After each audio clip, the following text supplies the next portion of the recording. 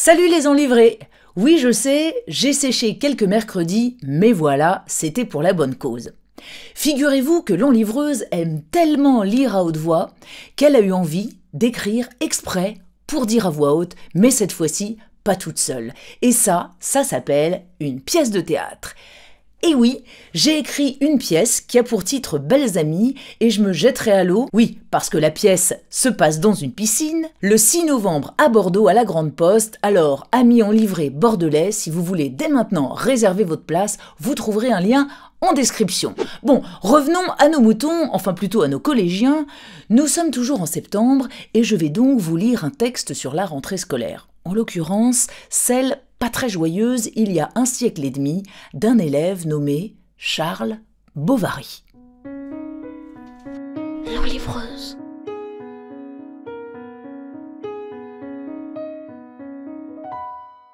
Et oui, figurez-vous que Madame Bovary, parue en 1857 et signée Gustave Flaubert comme je ne vous l'apprends certainement pas, commence non pas par la peinture de sa fougueuse et insatisfaite éternelle amoureuse Emma Bovary, mais par celle de celui qui deviendra son futur mari. Mais avant ça, qui était Flaubert?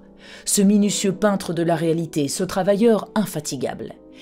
Il était né en 1821 à Rouen, dans une famille bourgeoise. Son enfance n'est pas très heureuse, parce que ses parents lui préfèrent son frère aîné. Mais il est très proche de sa sœur cadette, Caroline, qui mourra d'ailleurs assez jeune et dont il recueillera la fillette. Pendant sa scolarité, Flaubert s'ennuie, mais il est déjà très attiré par l'écriture et il fonde avec son ami de lycée Art et Progrès, un journal manuscrit où il fait paraître ses premiers écrits. Après son bac, qu'il a passé tout seul parce qu'il s'était fait renvoyer du lycée, ses parents lui offrent un voyage dans les Pyrénées et en Corse qui l'inspire et qui lui donne beaucoup plus envie d'écrire que de se passionner pour ses études de droit. Alors à Paris, il mène une vie de bohème où il rencontrera Maxime Ducamp qui devient son grand ami. Dans les salons, il fait la connaissance d'Hugo, de Baudelaire, de Théophile Gautier, de George Sand. C'est à cette époque-là qu'il devient amoureux de la poétesse Louise Collet avec qui il échangera pendant 10 ans une correspondance considérable. La fortune familiale dont il a hérité lui permet de voyager longuement en Orient avec son ami Maxime Ducamp, mais surtout, il écrit. Il commence la rédaction de Madame Bovary en 1851. Il y travaillera 56 mois. 5 ans à dire à voix haute chaque phrase dans son gueuloir. Il n'y a pas un mot du roman qui n'ait été pensé et choisi avec soin. Le livre sera publié en 1858 et c'est un scandale. Comme Baudelaire, Flaubert doit passer par la case procès pour outrage à la morale publique et religieuse et aux bonnes mœurs. Bien défendu et grâce à ses relations, contrairement au poète du spleen, il ne sera pas condamné et le roman connaîtra un important succès en librairie. Madame Bovary raconte les amours adultères et les rêves romanesques d'une jeune femme issue de la petite bourgeoisie provinciale, frustrée de n'être ni riche, ni noble, mal mariée, pas maternelle pour dessous et qui finira par s'empoisonner.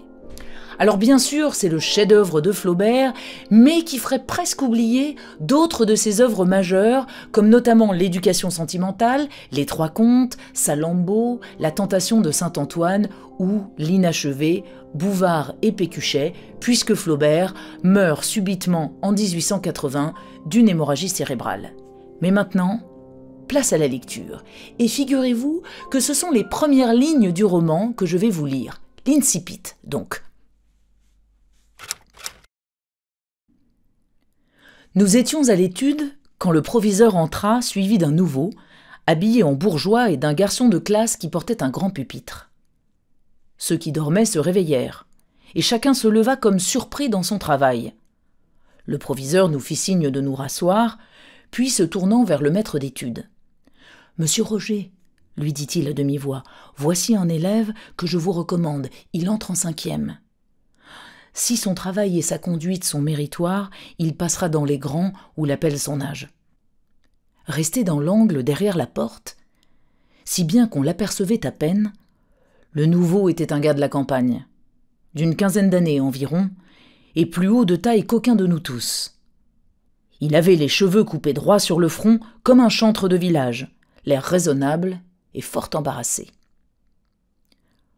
Quoiqu'il ne fût pas large des épaules, son habit veste de drap vert à boutons noirs devait le gêner aux entournures et laisser voir par la fente des parements des poignets rouges habitués à être nus.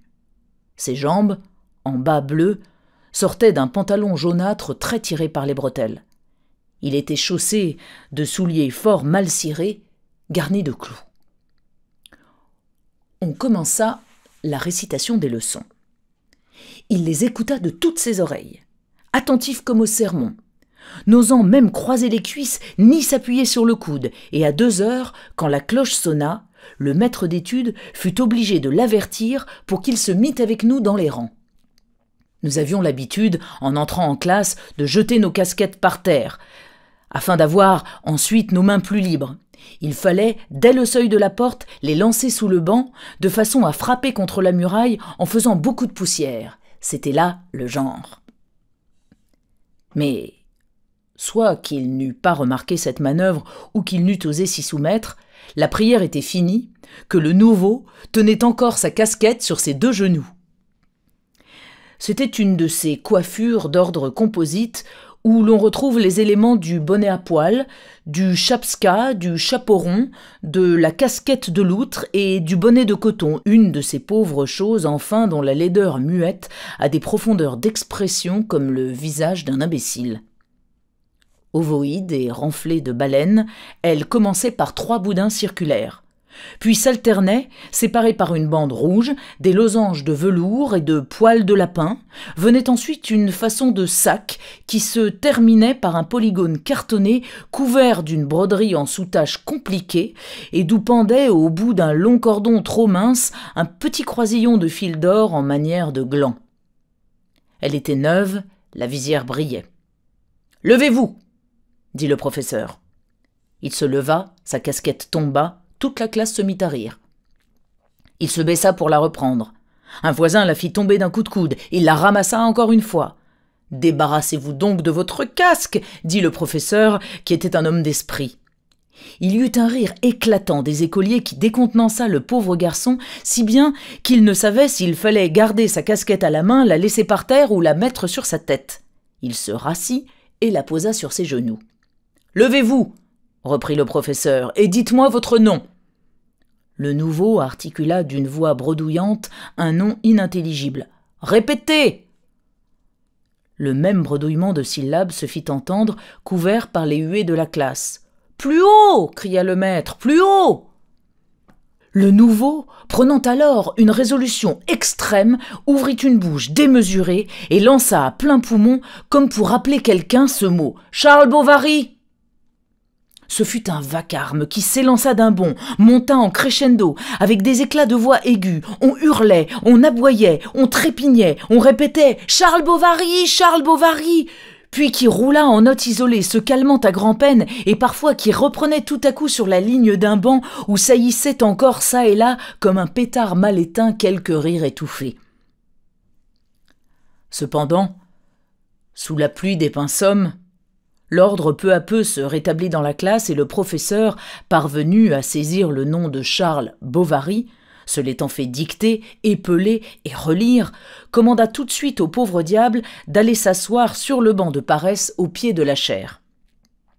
Il se mit en mouvement, mais avant de partir, hésita. « Que cherchez-vous » demanda le professeur. « Ma casse... » fit timidement le nouveau, promenant autour de lui des regards inquiets. « 500 vers à toute la classe !» exclamé d'une voix furieuse, arrêta comme le quos-ego une bourrasque nouvelle. « Restez donc tranquille !» continuait le professeur indigné et s'essuyant le front avec son mouchoir qu'il venait de prendre dans sa toque. « Quant à vous, le nouveau, vous me copierez 20 fois le verbe ridiculus sum. » Puis d'une voix plus douce. « Et vous la retrouverez, votre casquette. On ne vous l'a pas volée. » Tout reprit son calme. Les têtes se courbèrent sur les cartons, et le nouveau resta pendant 2 heures d'une tenue exemplaire, quoiqu'il y eût bien de temps à autre quelques boulettes de papier lancées d'un bec de plume qui vint s'éclabousser sur sa figure. Mais il s'essuyait avec la main et demeurait immobile, les yeux baissés. On le voit, cet élève pâteau, non? On la sent, l'ambiance de cette salle de classe, comme si on y était, pas vrai? De son temps, Gustave Flaubert était blâmé pour le réalisme vulgaire et souvent choquant de la peinture des caractères. Et pourtant, est-ce qu'il n'est pas bel et bien l'observateur le plus affûté de son temps? Avec Maupassant peut-être, et Zola aussi quand même. Son réalisme était jugé avec aigreur pour la bonne et simple raison qu'il dépeignait toute la vérité sans phare. Et s'il est aujourd'hui aussi vivant, c'est bel et bien parce que la profondeur de ses analyses psychologiques, son regard lucide sur les comportements des individus et de la société, et la force de son style n'ont pas pris une ride. Quant à moi, je file me dérider pour aller répéter mes écrits beaucoup moins talentueux que ceux de Flaubert, certes, mais quand même, si vous voulez venir me voir à Bordeaux, n'hésitez pas, c'est là que ça se passe. Et surtout, j'oubliais, je vous dis à dans 15 jours, répétition oblige, et en attendant, enivrez-vous.